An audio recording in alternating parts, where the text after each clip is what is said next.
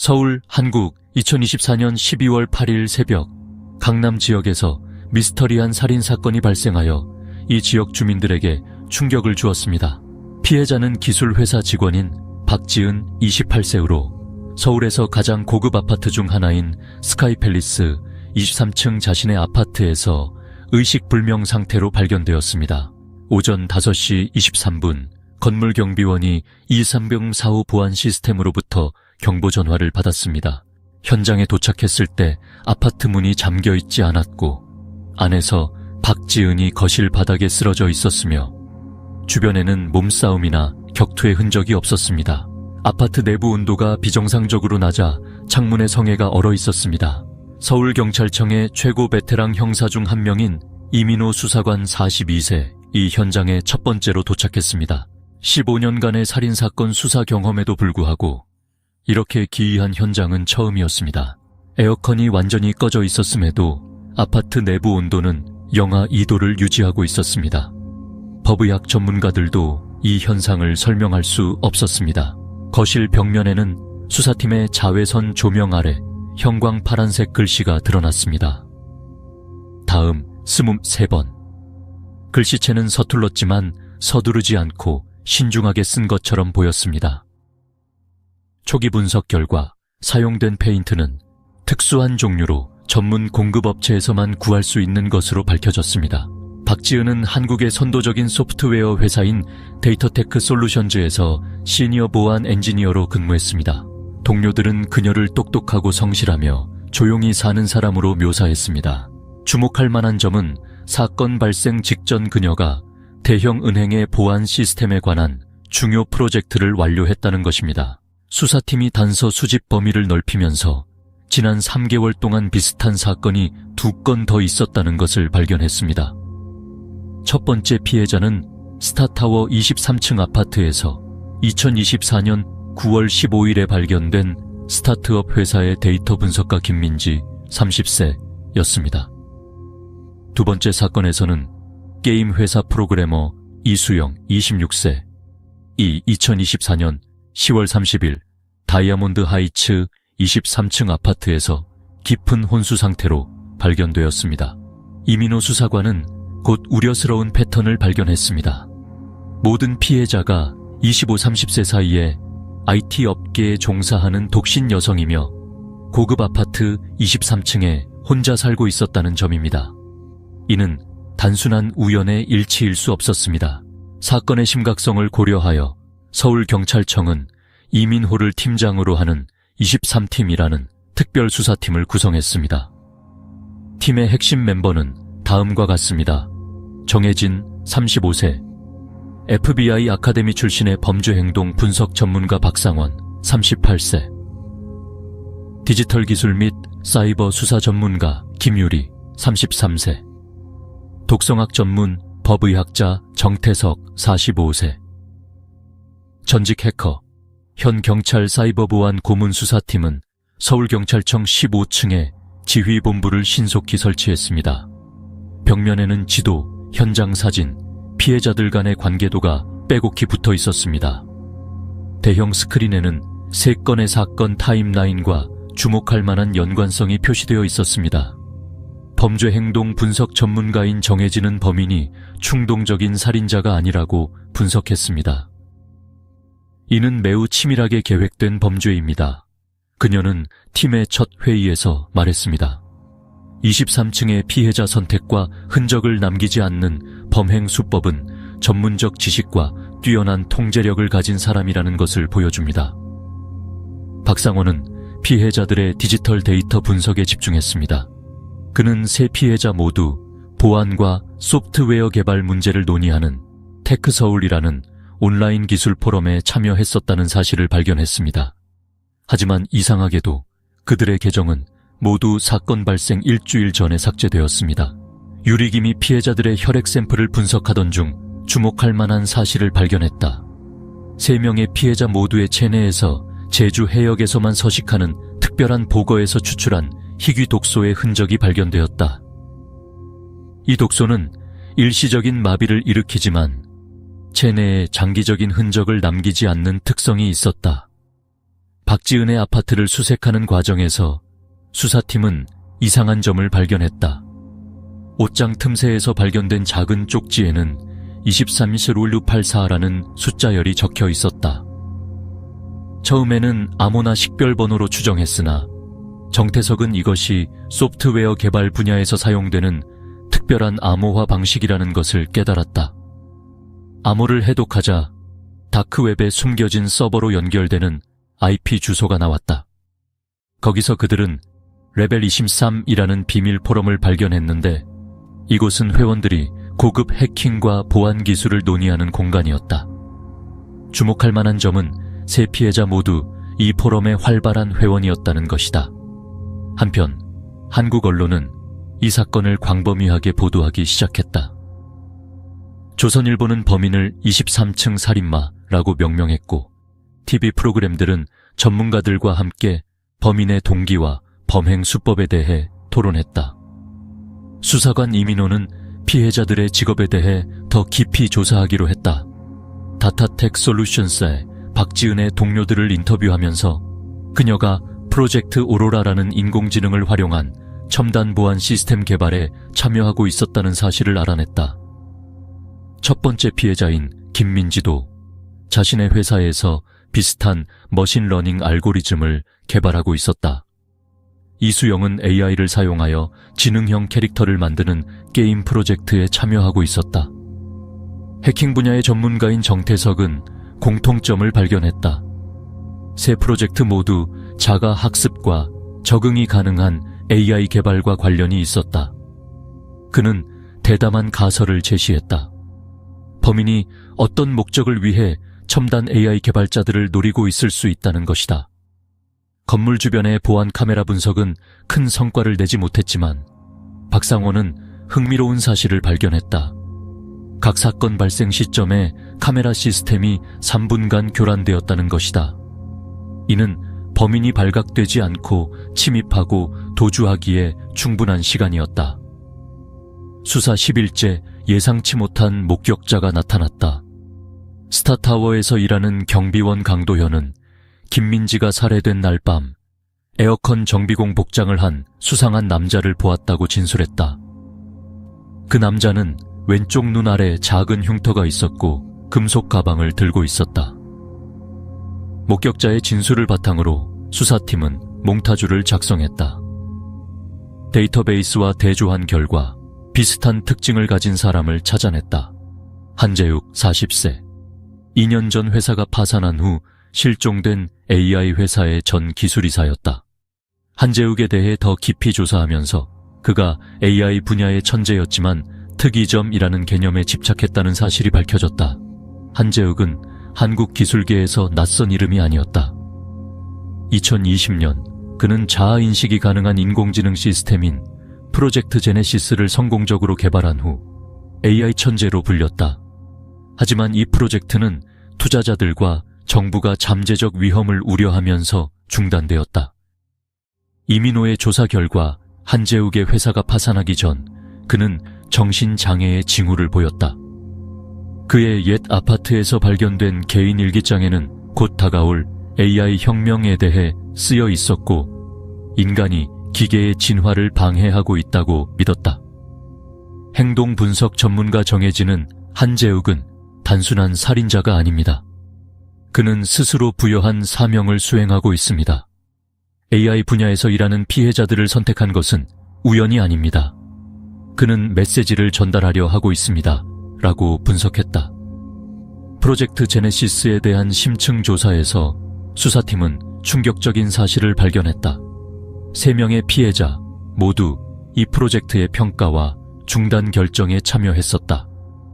보안 전문가였던 박지은은 시스템의 심각한 보안 취약점을 발견했고 김민지는 잠재적 위험을 분석하고 지적했으며 이수영은 통제되지 않은 AI 개발의 위험성에 대한 상세한 보고서를 작성했었다. 새로운 정보를 바탕으로 수사팀은 서울 전역에서 한재욱 추적 작전을 시작했다. 그들은 한재욱이 지난 2년 동안 가명으로 여러 고층 건물의 23층에 위치한 아파트들을 임대했다는 사실을 발견했다. 데이터 분석가 박상원은 살인 사건이 발생한 건물들의 전력 사용에서 이상 패턴을 발견했다. 사건 발생 시점마다 정확히 23초 동안 지속되는 작은 전력 급증이 있었다. 이는 우연의 일치가 아닙니다. 박상원이 설명했다.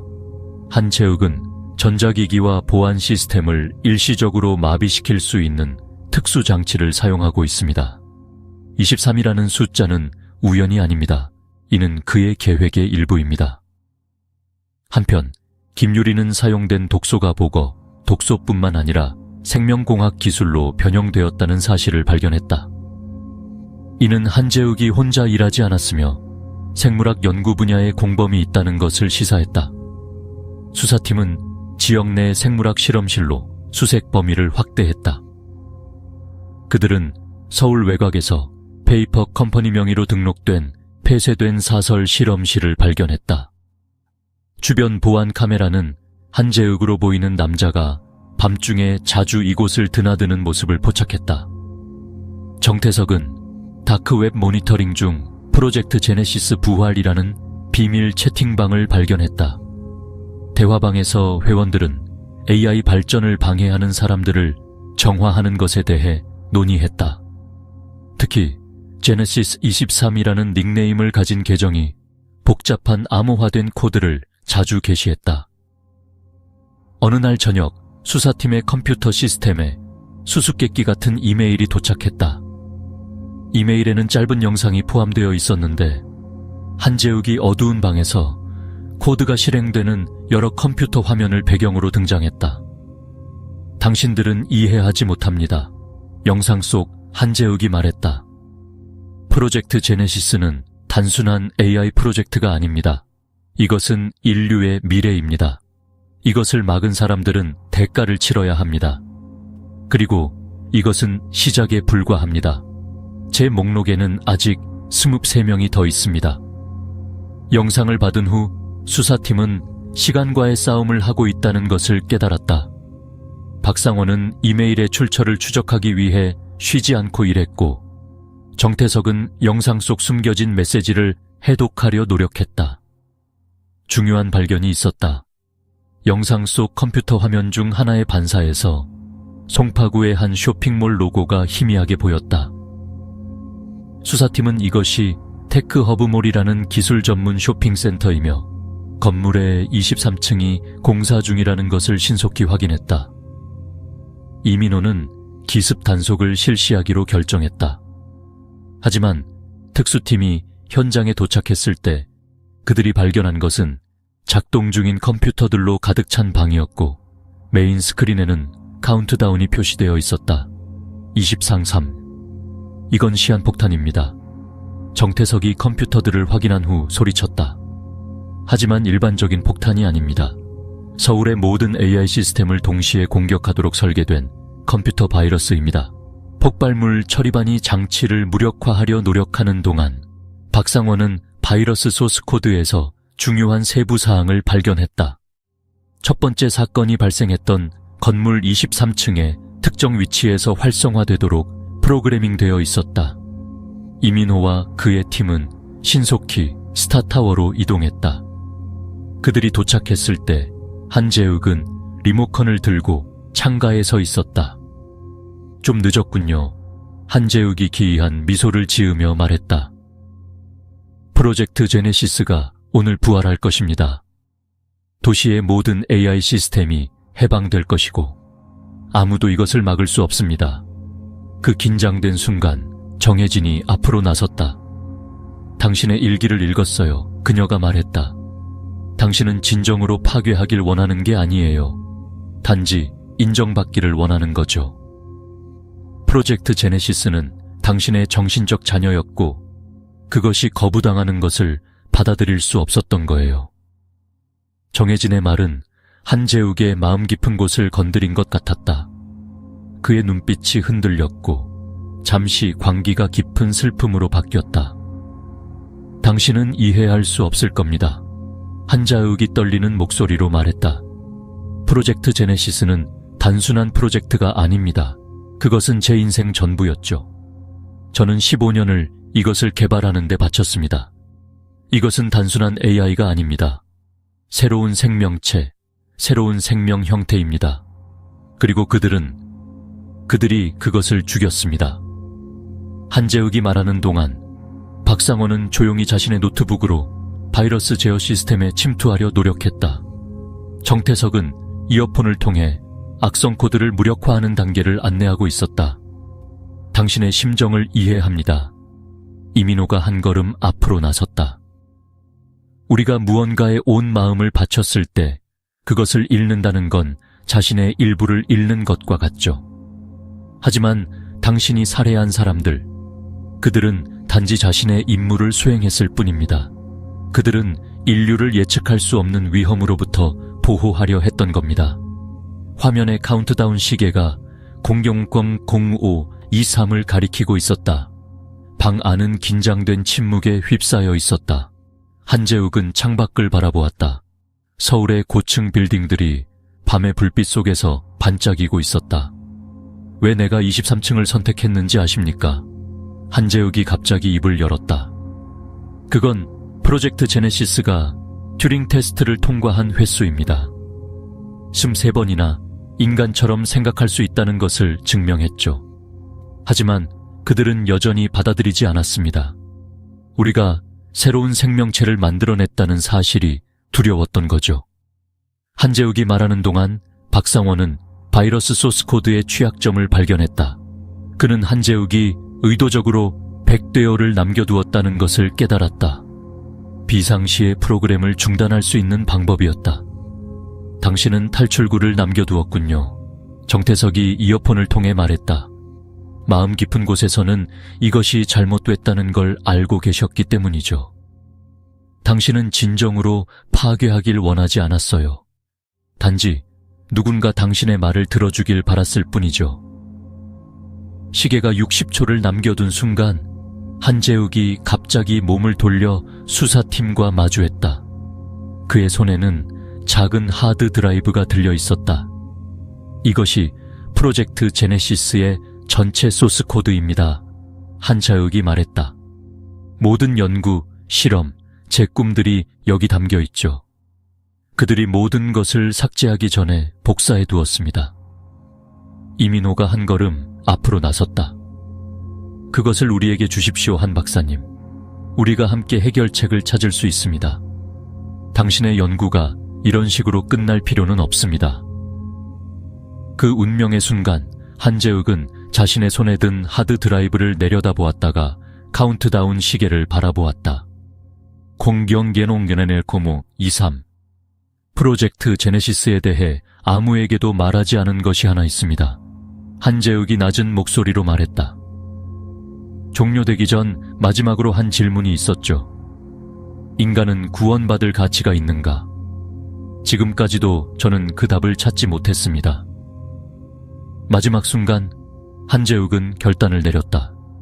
그는 제어 장치에 일련의 키를 입력했고 카운트다운은 용링공 00003에서 멈췄다.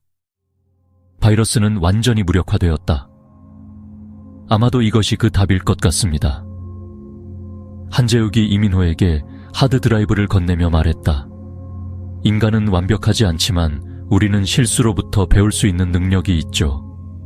아마도 그것이 진정한 지능일지도 모릅니다. 한재욱은 저항 없이 체포되었다. 그의 재킷 주머니에서 경찰은 작은 일기장을 발견했다.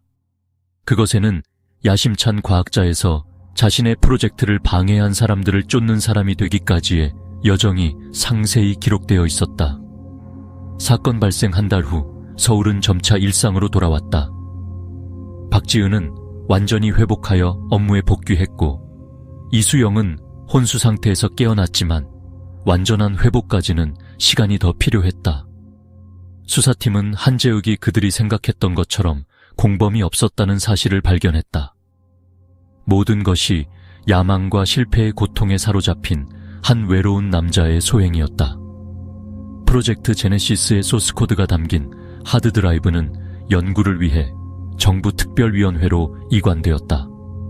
전문가들은 이것이 AI 분야에서 상당한 돌파구라는 것을 인정했지만 피해자들이 경고했던 잠재적 위험도 분명히 보았다. 이민호는 최종 보고서에서 이렇게 적었다. 이 사건은 단순한 연쇄살인범 사건이 아니다. 이는 과학적 야망과 인간 윤리 사이의 희미한 경계에 대한 경고다. 때로는 가장 위험한 것이 우리가 만든 기술이 아니라 그것을 보호하기 위해 우리가 기꺼이 하려는 일들이다.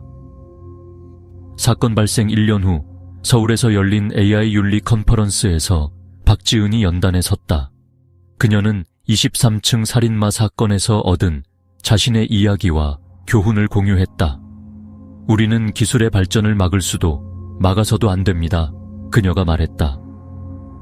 하지만 모든 진보가 인류에 미치는 영향에 대한 신중한 고려와 함께 이루어져야 합니다. 한재욱의 비극은 과학의 실패가 아닌, 발명품의 가치가 단순히 기술적 능력이 아닌 우리의 인간성을 지키고 섬기는 능력에 있다는 것을 깨닫지 못한 실패입니다. 사건이 마무리된 건물 23층에는 작은 명판이 설치되었다. 진보와 안전 사이의 경계를 지키기 위해 희생한 이들을 기억하며, 때로는 가장 중요한 답이 우리가 무엇을 할 수 있는가가 아닌 우리가 무엇을 해야 하는가입니다. 23층 살인마 사건은 AI 윤리와 첨단 범죄 수사 과정에서 연구되는 사례가 되었다.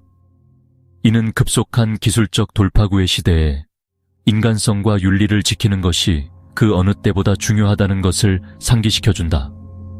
한재욱은 그가 수감된 첨단 교도소에서 여전히 프로젝트 제네시스에 대해 글을 쓰고 있다. 파괴의 도구가 아닌 인간의 야망의 한계와 진보와 책임 사이의 균형의 중요성에 대한 교훈으로서